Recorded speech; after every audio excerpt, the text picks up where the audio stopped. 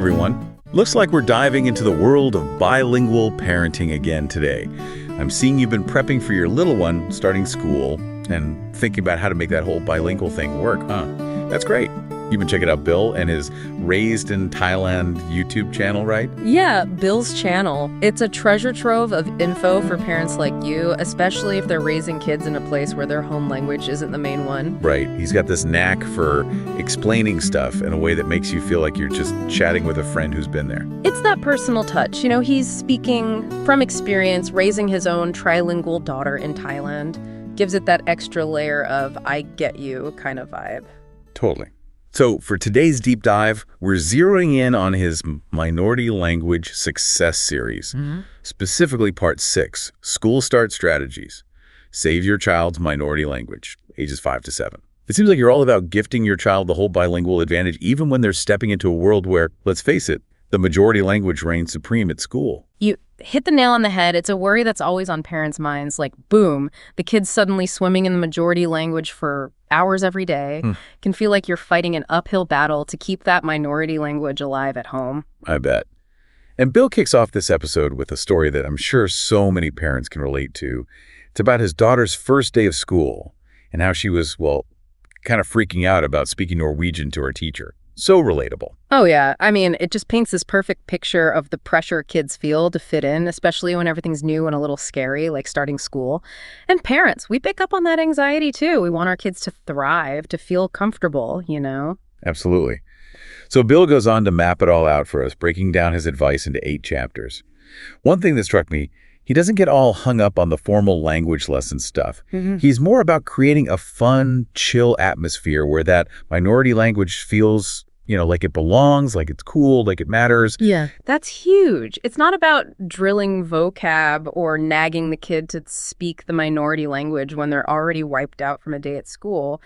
It's about weaving it into their life in a way that feels like, yeah, this is just what we do. This is how we roll. Exactly. Like in Chapter 2, he talks about making those connections between what they're learning at school and the minority language. Simple, right? But so smart. Imagine your kids learning about planets in school. Boom. You crack open some space books at home, but in the minority language. That's what he calls parallel learning, and it's seriously effective. Suddenly, both languages are valuable tools for exploring the world, for learning stuff. Homework isn't a drag anymore. It's like this shared adventure, Right. And he gets super practical, too. He even tackles that after-school energy slump. You know that feeling, right? Yeah. Chapter 4. He's all about games, music, activities, all in the minority language, of course. Yeah. Anything to make it feel like play instead of work. Oh, yeah. The goal is to create good vibes around the minority language, even when the kids are tired. Remember, we're aiming for, I love languages, not, ugh, another subject to study. Makes so much sense. Have you ever messed around with what he calls language zones, like setting up certain times or places where it's minority language only? It's a winner, and research backs it up, too.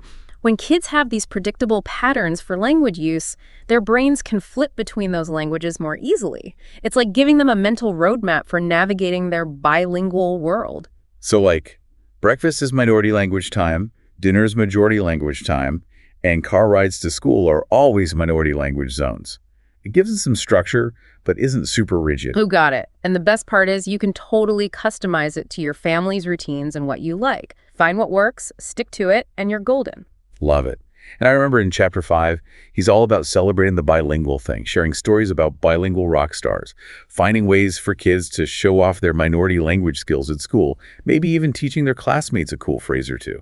It's about pride, man. It's like changing the whole story from bilingualism being a burden to seeing it as this awesome superpower. It unlocks a whole world of possibilities. I'm all about that.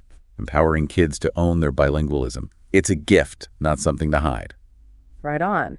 And that confidence in their bilingual awesomeness will be a huge asset when they're navigating that often monolingual school world. Absolutely.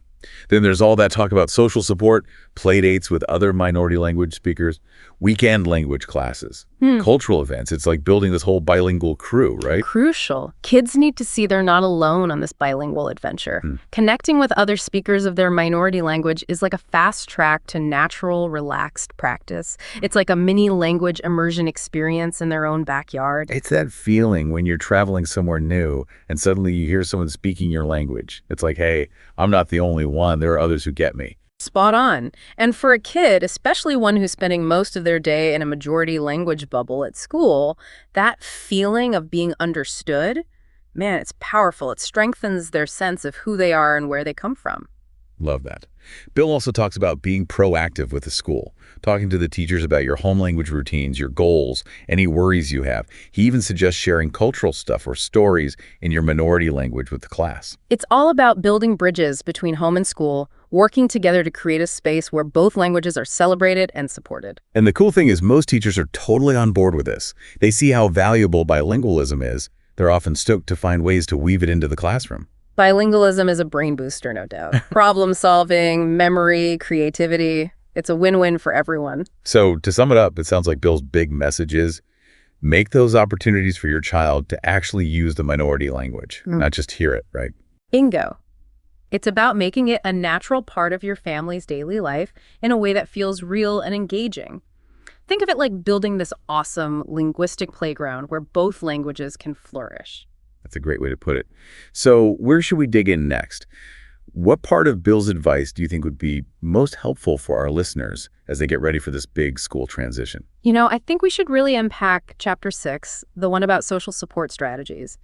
Bill keeps coming back to that idea throughout his series, and for good reason. Yeah, he's all about that you're not alone in this bilingual thing message.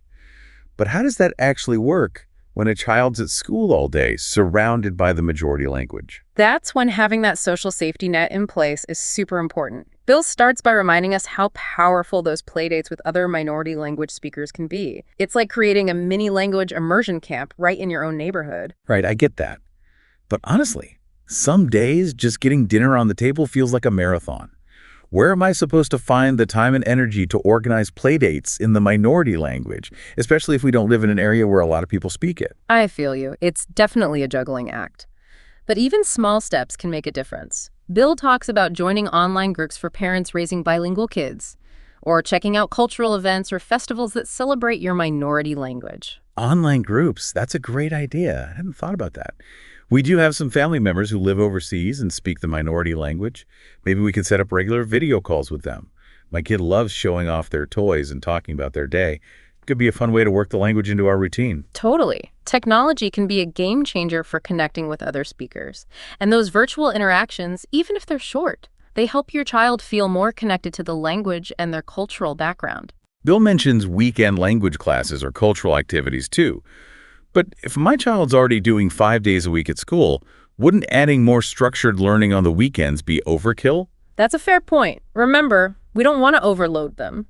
But those kinds of activities can be good in a couple of ways. First, they give them some structured learning that goes hand in hand with what's happening at home. It's a chance for them to engage with the language in a new setting, maybe learn some songs, play games, do stuff that connects to their cultural heritage. Okay, I can see how that would be valuable. It's not just about repeating what they're doing at school. It's about creating a richer, more engaging experience. Exactly. And second, those classes and activities connect your child with other kids who speak the same language, who get what it's like to navigate a bilingual world. It's building that bilingual tribe. And feeling like you belong can be so important, especially if a kid feels like the odd one out at school because they speak a different language. You said it.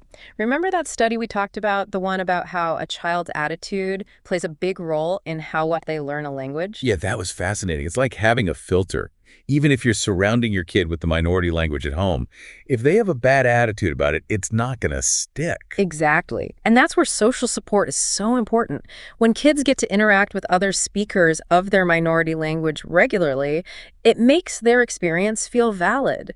It shows them that their language isn't just something that's spoken at home, but something that connects them to a whole community. So it's about more than just language skills. It's about creating a positive sense of identity. Spot on. It's about helping them feel proud of being bilingual, seeing it as a strength, not a weakness.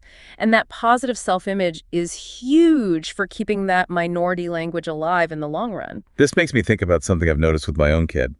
Sometimes they get embarrassed to speak the minority language, especially around their friends who only speak the majority language. It's like they don't want to be judged or seen as different. That's really common for bilingual kids. They're living in two worlds, two cultures, and it can be tough to figure out those social situations. That's why creating a supportive social network is so key. So they can see that speaking another language is cool, not something to be ashamed of. You got it. And it's not just about other kids. Having adults in their lives who speak the minority language, grandparents, aunts, uncles, family friends can make a huge difference. Grandparents. I totally forgot about that. My parents are fluent in the minority language. Maybe we should encourage them to have regular calls with our kid or even come visit more often. Be a great way for them to bond and for our kid to see the language being used in a normal, everyday way. I love that. It's about making the language part of your family's life. And the more positive experiences your child has with other speakers, the more confident and comfortable they'll feel about being bilingual. This has been so helpful. Bill's advice on social support is really practical and insightful. It's definitely given me a lot to think about as we get ready for this new chapter. Glad to hear it. Remember, building that social safety net takes time and effort, but it's so worth it. Okay, so we've talked about social support, connecting with other speakers, creating a positive vibe around the minority language. What other parts of Bill's advice do you think are important for our listeners to keep in mind? You know, one thing that really stuck with me was how much Bill emphasized making the minority language fun. It's like, duh, of course, but it's easy to forget, right? Totally. And get this, there's actual research that backs that up. When kids link learning with good feelings, they're way more likely to dive in. Yeah, no one wants to do stuff that feels like a chore. Right. Especially when it comes to learning a language. If the minority language feels like a drag or stresses them out, kids are going to push back. But if it's tied to fun experiences, it becomes something they actually want to do. So it's not about grammar drills and flashcards. It's about making the language part of their playtime, their everyday adventures. You got it. Remember Bill's suggestion about setting up themed play areas where only the minority language is spoken? Oh, yeah. Like a pretend kitchen, a doctor's office, a post office. It turns regular spaces into little language zones. My kid would be all over that. And it's so easy to pull off. Just add a simple rule to their playtime. You don't have to do anything extra, but it makes a big difference in how much they're exposed to the language. I'm always looking for ways to make things easier, especially with a jam-packed schedule. What about when they get older? How do you keep it fun when they're not into pretend play anymore? Bill talks about games, music, even movement, board games, card games, video games. There are tons of options. And the best part is these are things kids already love. You're just adding a layer of language learning on top. So it's not like they're being forced to speak the minority language. It just becomes part of having fun with family and friends. Exactly. And don't forget about storytelling. Reading aloud in the minority language, making up stories together, watching movies, even TV shows. It's all about giving them exposure in a way that keeps them engaged. That reminds me of what we were saying about connecting with grandparents who speak the minority language. Imagine grandma or grandpa reading bedtime stories over video chat. So sweet. I love that. You're creating those warm, fuzzy memories that are connected to the language. Those emotional connections are powerful stuff. It's not just about the words. It's about the feelings and experiences that go with those words. Right on. And, Bill talks about looking at the world through a language lens, finding opportunities to engage with the minority language wherever you go. Interesting. What does that actually look like, though? It could be simple things. Pointing out signs in the minority language, reading food labels, singing along to songs on the radio. It's all about making it part of their world. So it's not just at home or in a classroom. It's woven into their life in a natural way. You got it. And all those little moments add up. They create this feeling of normalcy, like, yeah, this language is a normal part of who we are. This makes so much sense. Making the language fun really seems like the secret sauce for success. If kids enjoy speaking it, they're way more likely to keep it up even when the majority language is all around them at school. Couldn't agree more. And parents have such a big role to play in that. By creating that fun, welcoming atmosphere where the minority language is something to celebrate, you're giving your child this incredible gift. This has been so helpful. Bill's advice is practical and easy to understand. I feel a lot more prepared to handle this school thing and support my child's bilingual journey. I'm so glad. And remember, you're not alone on this. There are tons of parents out there going through the same thing, celebrating the same wins. Connect with each other, share your stories, and most importantly, have fun with it. Well said. To wrap things up, I just want to say you're doing a fantastic job by being proactive and thinking ahead. By making both languages important and creating a fun atmosphere for learning, you're giving your child an amazing gift, the gift of bilingualism. And hey, thanks for joining us for another deep dive. And remember, this whole bilingual thing, it's a journey. There'll be bumps along the way, but with some patience, a little consistency, and a whole lot of fun, you can help your child thrive.